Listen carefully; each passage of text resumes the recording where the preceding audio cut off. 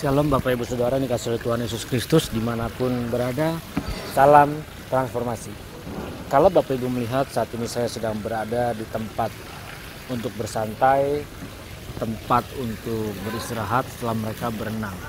Di mana tempat ini digunakan untuk mereka bersantai, mereka bercengkrama, mereka menikmati hari-hari hidupnya. Tetapi ada satu hal yang mereka tidak pernah sadari. Ketika mereka menikmati hari-hari santai ini, waktu hidup ini terus berjalan dan tidak pernah berhenti. Kita tidak pernah bisa memberhentikan waktu dalam hidup kita. Bahkan kita tidak pernah bisa memperlambat sedikit pun waktu dalam kehidupan kita. Jadi ketika mereka berada di tempat ini dan menghabiskan waktu mungkin setengah hari atau sepanjang hari, mereka sedang menghabiskan waktu hidup mereka tanpa menghasilkan apapun. Kalau mereka menggunakan tempat ini untuk menghasilkan sesuatu, itu mungkin wajar. Tapi kalau mereka tidak mengisi waktu hidupnya dan hanya menikmati seperti ini saja, mungkin menurut orang di dunia di luar sana buat hal ini wajar. Tapi bagi kita yang percaya bahwa Yesus sebagai Tuhan dan Juru Selamat, di mana kita pun harus dapat mempersiapkan waktu hidup kita, bahwa waktu hidup kita sangat singkat, hanya 70 tahun sampai 90 tahun. Karena kita tidak tahu kapan kita akan kembali. Apakah Bapak Ibu Saudara tahu kapan waktunya untuk kita kembali pulang? Tidak ada yang tahu kapan waktu kita kembali pulang. Tetapi satu hal yang harus kita ketahui, bahwa kita semua pasti pulang. Ketika kita pulang ke rumah Bapa, pasti kita harus mempertanggungjawabkan apa saja yang kita buat di dalam hidup ini. Apa saja yang kita lakukan dalam hidup ini, apa saja yang sudah kita hasilkan dalam hidup ini. Jadi, kalau kita menyadari waktu hidup kita tidak pernah bisa kita stop, tidak pernah bisa kita hentikan, maka kita harus dapat memaksimalkan.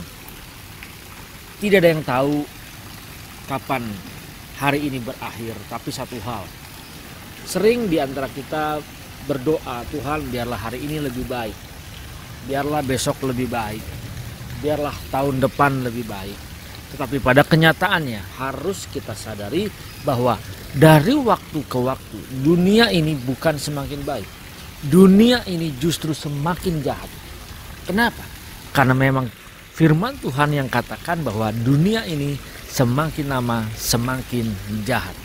Jadi mari Bapak Ibu Saudara, jangan sia-siakan hidup kita.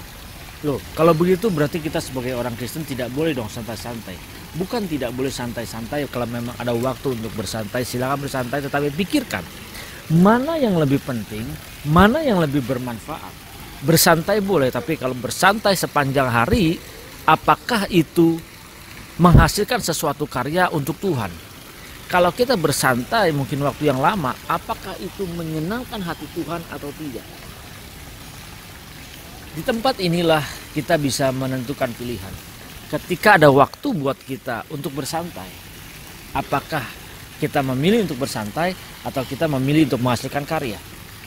Mari Bapak Ibu, sama di dalam kehidupan kita. Ketika kita ada waktu untuk berbuat kejahatan, ketika kita ada kesempatan untuk berbuat kejahatan, apakah kita memilih untuk berbuat kejahatan atau justru kita memilih untuk mengisinya tanpa membuat kejahatan? Kalau kita bersantai-santai, justru sebenarnya kita memberi makan kepada daging kita. Ketika kita berleha-leha, kita memberi makan daging kita supaya kita bisa menikmati. Banyak orang bilang, ya namanya hidup cuma satu kali, ya kita nikmati saja hidup satu kali itu. Kenapa justru waktu yang satu kali ini kita sia-siakan?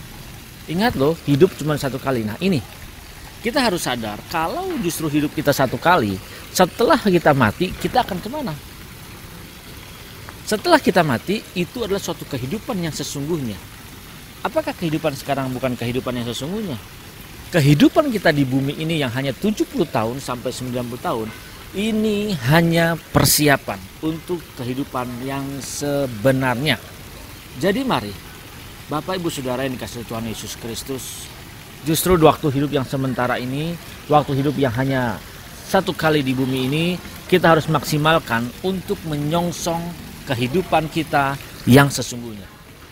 Kalau kita tidak mempersiapkan dari sekarang, kita celaka. Kita justru akan kecewa ketika kita memejamkan mata, kita terlambat. Mari Bapak Ibu, sekaranglah waktunya.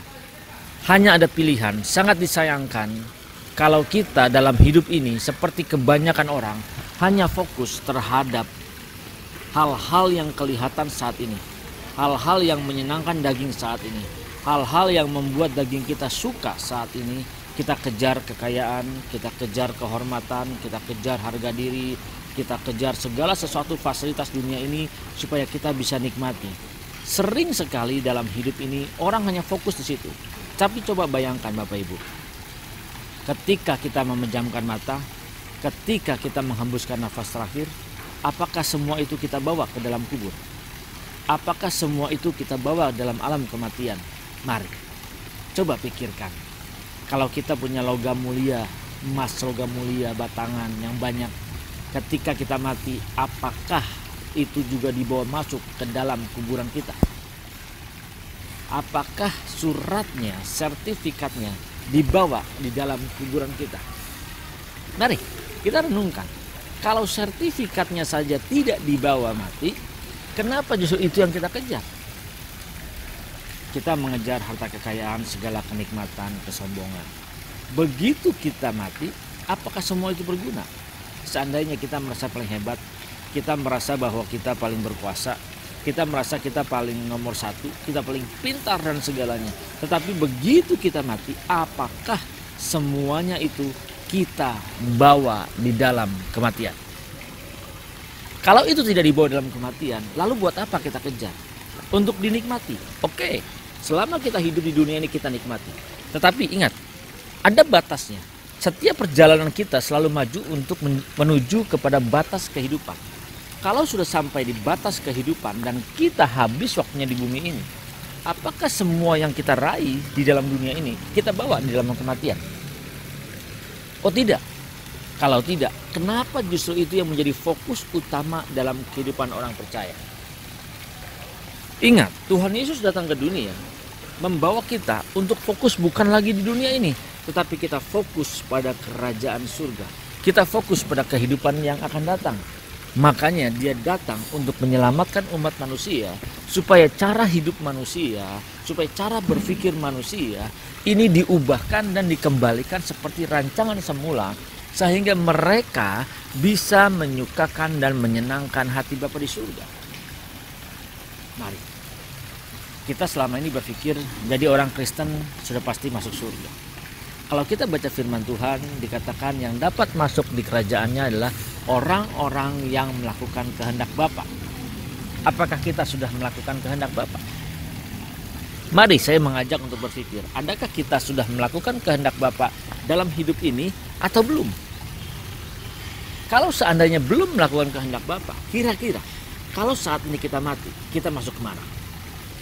Kalau saat ini kita menghembuskan nafas, apakah kita pasti masuk surga? Sedangkan kehendak Bapa saja dalam hidup kita belum dilakukan. Apa yang kita ketahui tentang kehendak Bapa dalam hidup kita? Nah, disinilah kita mencari tahu bagaimana kita belajar berhubungan intim dengan Bapa untuk mengenali apa saja yang menjadi tugas kita dalam kehidupan ini, supaya ketika kita mati nanti kita sudah menyelesaikannya. Kita harus mencari tahu, benarkah kita sudah menyelesaikan tugas Bapa? Mari Bapak Ibu, transformasi cara berpikir kita. Waktu hidup kita memang singkat, waktu hidup kita memang satu kali, tetapi kita jangan menyia-nyiakan. Bukan tidak boleh santai-santai, bukan tidak boleh berleha-leha, tetapi kita harus maksimalkan waktu hidup kita untuk menghasilkan suatu karya di dalam kehidupan ini. Tuhan Yesus Kristus memberkati saudara. Salam transformasi.